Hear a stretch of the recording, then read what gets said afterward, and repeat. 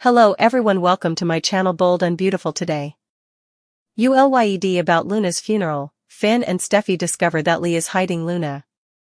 Is Lee affected by Sheila's suspicions about Luna's death? When Sheila recently rescued Steffy from Luna's fury, she appeared like a hero. Fans of B&B are aware that Steffy refused to let Luna spend time with Finn, thus Luna attempted to shoot her. After Luna was shot by Liam and ultimately killed, the conflict intensified. Or did she? Sheila transforms, becomes a self-proclaimed detective after growing suspicious of Luna's death. The hospital should manufacture Luna's body, according to the malevolent former nurse. The hospital personnel is unable to accomplish that for some reason. Since nobody is aware of what happened to her granddaughter's body, Sheila became suspicious. She begins to inquire as to what transpired during Luna's transfer to the hospital. The staff gets anxious when the detective in training requests to examine her granddaughter's body. They are unable to provide her with any answers when she asks where the death certificate is. Every time she poses a question about Luna, everyone seems anxious. The villain is alarmed by the staff's stillness. When Sheila visits the morgue and finds Luna's body missing, her suspicions grow. Every time Sheila inquires about Luna's body, everyone experiences forgetfulness. Lee gets apprehensive and declines to provide Sheila with the information she requests. Does Lee have a hand in the cover-up? Sheila insists on seeing the medical records, but none are available. Lee might be acting in the same way as before because she was the last person to see Luna alive. As fans may recall, Lee gave the impression that Finn had passed away while she was tending to his medical needs. Is the past repeating itself? When a hospital employee remembers an appointment to avoid speaking with Luna's grandmother, her suspicions grow. As all of the paperwork vanishes, Sheila begins to see the big picture. She starts to think that her grandchild may not have died after all. Is Lee concealing Luna at the medical facility? Does the hospital have a secret wing for Lee? In case you missed it, Lee inquired about Finn's feelings on Luna's passing in a strange manner. She urged him to express his emotions honestly. Lee knew Finn was upset, even though he didn't express it. Is she preserving Luna's life so that Finn can have his daughter? Everyone is aware that Sheila will do whatever it takes to find the answers she seeks. She has no problem infiltrating restricted regions in search of information. Sheila intends to exert pressure on orderlies until they comply with her requests. The insane grandma intends to investigate every paper trail that can point to Lee's role in Luna's disappearance. Sheila will soon get the proof she needs to locate her granddaughter. Given that Sheila is investigating, Lee would wish to hide her identity if she is accountable for Luna's body going missing. When the truth is out, it will have a cascading effect that will ruin Finn's family. Sheila Carter, a woman whose name has long been synonymous with chaos and calculated cruelty on the Los Angeles scene, recently found herself cast in an unfamiliar, albeit fleeting, light, the hero. Her desperate intervention thwarted Luna Nozawa's attempt to shoot Steffy Forrester, a violent culmination of the young woman's spiraling mental state fueled by rejection and obsession with Steffy's husband, Finn. The ensuing chaos saw Luna fatally wounded by Liam Spencer's defensive gunfire, her life seemingly extinguished in the sterile confines of the emergency room. Yet, in the unsettling quiet that followed the pronouncement of death, a seed of profound suspicion took root in Sheila's notoriously paranoid and possessive mind, a suspicion that rapidly blossomed into a full-blown, obsessive investigation centered on one terrifying question: had Luna truly died, and if not, was the steely Dr. Lee Finnegan, Finn's own mother and a woman with a history of manipulating mortality, orchestrating an elaborate deception? This suspicion, gnawing at Sheila with the ferocity of a caged beast, transformed the recently hailed savior back into the relentless predator she has always been, her focus now laser-targeted on the baffling disappearance of her granddaughter's body and the increasingly nervous, evasive behavior of the hospital staff, particularly Lee, whom Sheila now scrutinized with the intensity of a hawk circling its prey. The initial flickers of doubt ignited not with grand revelations, but with frustrating bureaucratic silence. As Luna's grandmother, Sheila, driven by a twisted mix of possessiveness and perhaps a sliver of genuine familial connection, however warped, sought basic closure. The viewing of the body, the issuance of a death certificate, the grim rituals marking an end. Yet, each request she made to the hospital administration met with a wall of evasion and palpable discomfort. Where was Luna's body? Staff members stammered, avoided eye contact, or suddenly recalled pressing appointments elsewhere. Requests for the death certificate yielded blank stares and shuffling feet. The medical records department, when Sheila demanded to see Luna's file, presented only an unnerving void, charts vanished, digital trails seemingly erased. This wasn't mere incompetence. To Sheila's finely tuned senses, honed by decades of manipulation and subterfuge, it reeked of orchestrated obstruction. The nervousness radiating from nurses, orderlies, and administrators whenever Luna's name was mentioned wasn't grief, it was the sweat of guilt, the tremor of fear, the unmistakable stench of a cover-up. Every unanswered question, every flimsy excuse, every piece of missing paperwork wasn't just an inconvenience, it was another thread Sheila meticulously pulled, weaving a tapestry of conspiracy in her mind. Her descent into the hospital morgue, expecting the cold finality of a drawer, instead yielded chilling emptiness. Luna's body was simply gone. The clinical silence of the morgue amplified the deafening silence from the staff, confirming Sheila's darkest, most hopeful suspicion. Luna Nozawa had not been laid to rest, she had vanished into thin air, and someone with significant power within those walls was ensuring she stayed vanished. It was Dr. Lee Finnegan's behavior, however, that transformed Sheila's suspicion into near certainty and painted a giant target on the respected surgeon's back. Lee, usually a bastion of cool, professional detachment, became visibly unnerved whenever Sheila cornered her, demanding answers about Luna's final moments or the whereabouts of her body.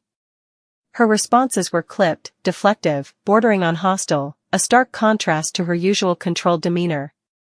Sheila, the self-proclaimed detective, noted every micro-expression, the tightening around Lee's eyes, the slight tremor in her hand as she shuffled non-existent papers, the way she physically recoiled when pressed about the recovery room where Luna was supposedly last seen alive. This wasn't the reaction of a grieving doctor who had lost a patient, this was the posture of someone guarding a dangerous secret. And Sheila knew Lee's secrets, or at least, one monumental precedent that now cast a long, sinister shadow over Luna's disappearance. The memory was vivid. Lee had masterfully orchestrated Finn's apparent death, secretly nursing him back to health and isolation while the world mourned. She had proven herself capable of the ultimate medical deception, manipulating grief and perception with surgical precision. The chilling parallel was impossible for Sheila to ignore. Could history be repeating itself? Was Lee, once again, playing God with a life presumed lost? The possibility wasn't just plausible. Given Lee's proven capacity for such extreme measures and her current evasiveness, it felt terrifyingly probable to Sheila's conspiracy-fueled mind. This wasn't just about a missing body, it was about Lee potentially repeating a monstrous pattern, this time involving Sheila's own flesh and blood. The motive, Sheila reasoned with chilling logic, was agonizingly clear and tied directly to Lee's most profound vulnerability, her son, Finn. Sheila recalled Lee's recent, seemingly innocuous but now deeply suspicious, questioning of Finn about his feelings regarding Luna's death. Lee had probed, wanting his honest reaction, observing his palpable heartbreak. To Sheila, this wasn't maternal concern, it was reconnaissance. Did Lee witness Finn's devastation over losing Luna, the young woman he'd only recently discovered was his daughter, and decide to intervene in the most drastic way possible? Was she hiding Luna somewhere within the labyrinthine hospital complex, perhaps in a forgotten wing, a sealed-off storage room, or even a clandestine private facility Lee controlled, solely to preserve Finn's newfound connection to his child? The idea of a secret wing wasn't far-fetched paranoia to Sheila, it was a necessary component of the elaborate ruse she now believed Lee was executing. Keeping Luna alive, hidden, and recovering would allow Lee to eventually orchestrate a miraculous return, gifting Finn back the daughter whose death had shattered him. For Lee, the ends, protecting Finn from unbearable grief and securing his link to his child, would undoubtedly justify the horrific means, faking a death, manipulating an entire hospital, and condemning Luna to an invisible limbo. Every nervous glance from a nurse, every missing document, Lee's own tense deflection, they all coalesced in Sheila's conviction into proof of this devastatingly personal conspiracy. Now, Armed with this certainty, Sheila Carter shed any pretense of the grieving grandmother. The hero's mantle was discarded, the vengeful, resourceful, and utterly ruthless investigator took center stage. Her methods would be anything but conventional. She would become a phantom in the hospital corridors, slipping past restricted access signs with unnerving ease, her eyes scanning every clipboard, every computer screen left unattended. Orderlies and junior staff would find themselves cornered by her intense, unsettling gaze, subjected to relentless, intimidating questioning. She wouldn't ask, she would demand answers, leveraging fear and her own terrifying reputation to loosen tongues. Every discarded memo, every requisition form, every logistical trail related to Luna's admission, treatment, or supposed transfer would be hunted down with forensic obsession. Sheila understood bureaucracy, she knew lies required paperwork, even if it was paperwork designed to disappear. She would follow every potential lead back to Lee's door, determined to find the crack in the facade, the single piece of irrefutable evidence that would expose the truth and lead her to Luna. Her pursuit was no longer just about finding her granddaughter, it was about exposing Lee Finnegan's deception, shattering her carefully constructed world, and reclaiming what she believed was stolen from her. She was a force of nature, driven by obsession and a terrifying certainty, and she would tear the hospital apart brick by bureaucratic brick if necessary. The stakes, Sheila knew, were cataclysmic. If her suspicions were correct and Lee was indeed responsible for spiriting Luna away, the surgeon was undoubtedly scrambling to cover her tracks more thoroughly now that Sheila's hound-like focus was fixed upon her. Every nervous glance Lee exchanged with a colleague, every hastily locked drawer, every deleted file would be a frantic attempt to bury the truth deeper. But Sheila was already on the scent, her determination forged in the fires of decades of survival and scheming.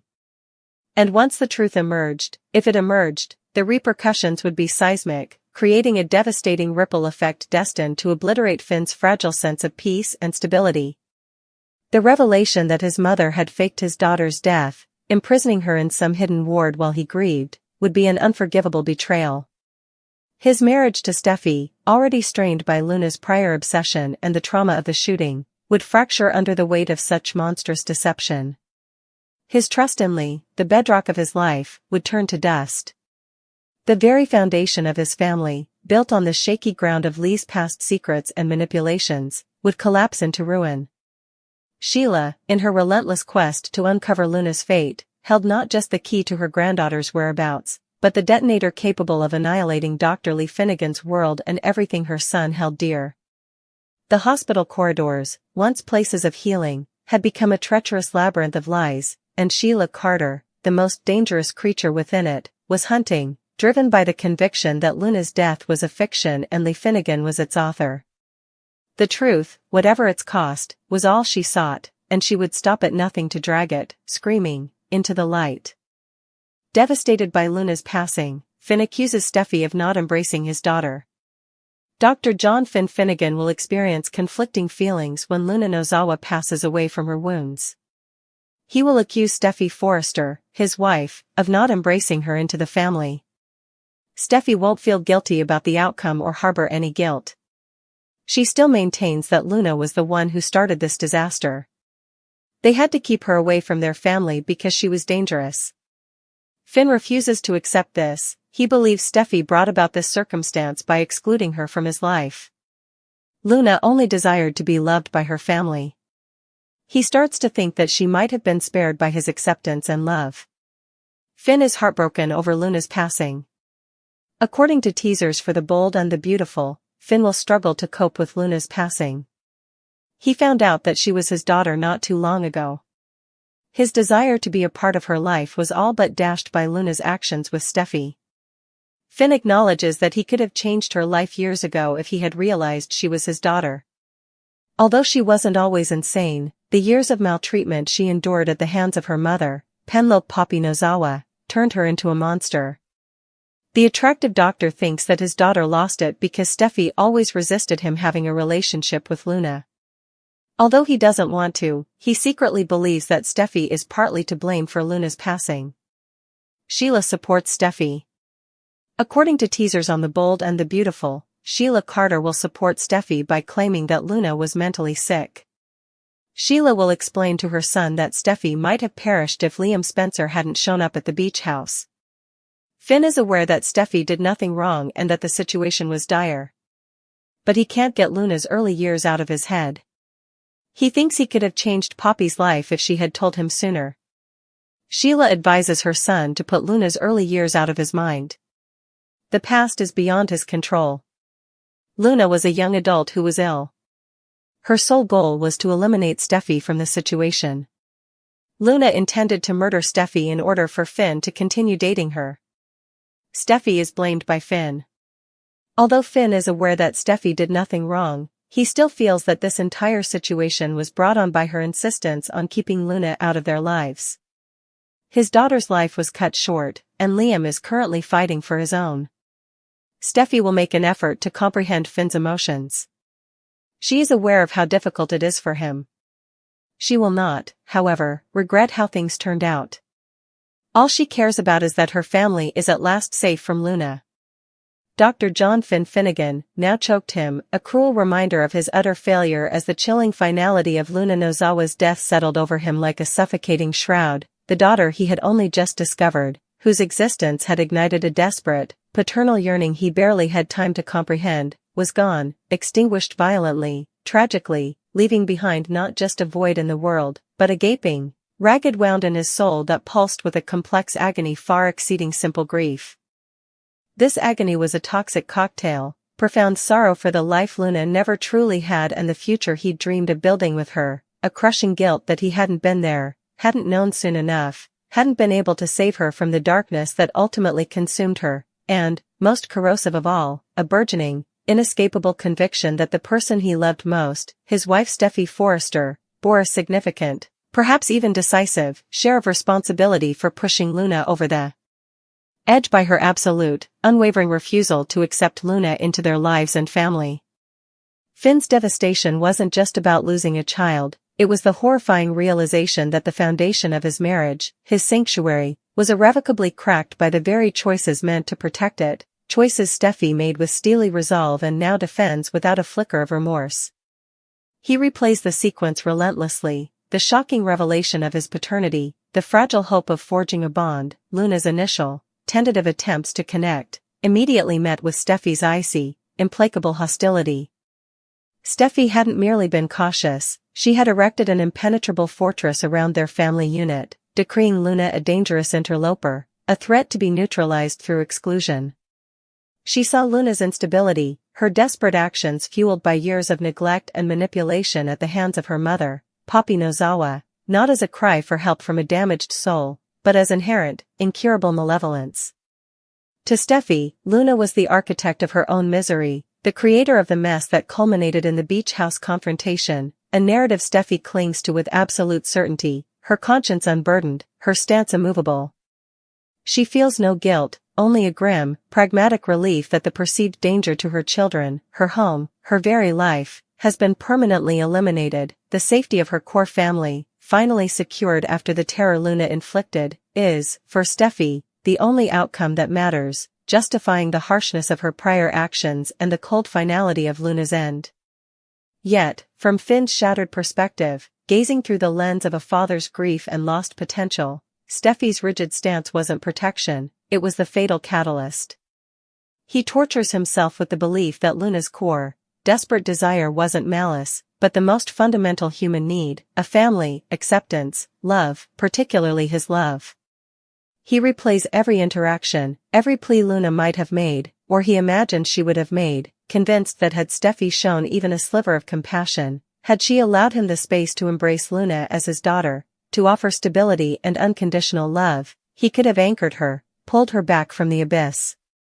He envisions a different timeline, one where knowing Luna was his child years earlier, before Poppy's neglect twisted her, could have allowed him to intervene, to provide the nurturing stability Poppy failed to give, preventing the creation of the monster Steffy saw.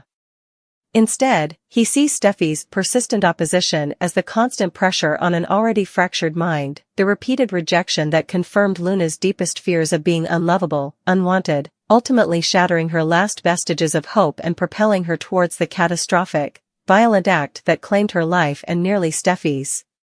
He tries, desperately, to reconcile this with logic. He acknowledges Sheila Carter's chillingly pragmatic assessment, a bitter irony that Sheila becomes Steffy's defender, reinforcing that Luna was profoundly mentally unwell, a genuine lethal threat in that moment. He knows, intellectually, that Liam Spencer's intervention likely saved Steffy's life, that Steffy acted purely in self-defense against an imminent, homicidal attack. This logical understanding, however, is drowned by the emotional tsunami of paternal loss and the relentless what-if centered on Luna's stolen childhood and Steffy's role in denying her a chance at redemption in the present.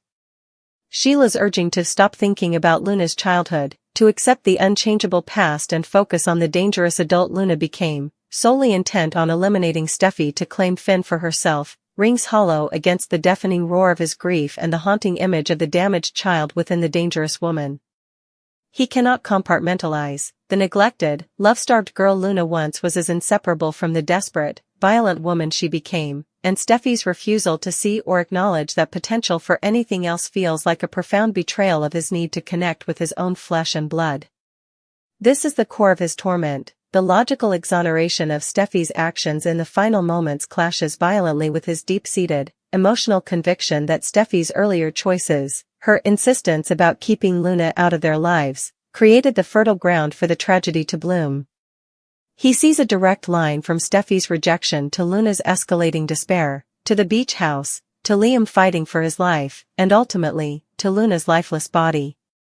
He doesn't want to blame Steffy, the love of his life, the mother of his children, but the blame festers within him, a poisonous weed taking root in the fertile soil of his devastation. He sees her lack of regret, her palpable relief at being safe, not as a justified response to survival, but as a cold dismissal of his daughter's life and his profound pain. Steffy, for her part, tries intellectually to grasp the complexity of Finn's position. She knows the discovery of a secret child is seismic, the loss profound. She may offer words of sympathy for his grief, but crucially, she offers no apology, no reconsideration of her stance towards Luna. Her empathy has strict boundaries, stopping firmly at the threshold of acknowledging any responsibility or expressing regret for the outcome. Her truth remains absolute. Luna was a clear and present danger, her actions self-destructive and threatening, and the family's safety necessitated her exclusion and, ultimately, her demise. This unbridgeable chasm in perspective, Finn drowning in grief and the conviction that Steffy's rejection was a contributing sin, Steffy standing firm on the island of her righteous defense and relief, creates a devastating marital rupture. The trust is fractured. Finn looks at his wife and sees the person whose actions, in his heart, helped destroy his chance to save his daughter. Steffy looks at Finn and sees a man consumed by grief, perhaps unfairly judging her for protecting them all. The love that once felt unshakable now exists amidst the wreckage, overshadowed by the ghost of the daughter Finn couldn't embrace and the blame he cannot suppress, leaving him not only devastated by Luna's death, but isolated in his grief, haunted by the belief that the person he trusted most shares the burden of a tragedy that could, just maybe, have been prevented with acceptance instead of exile.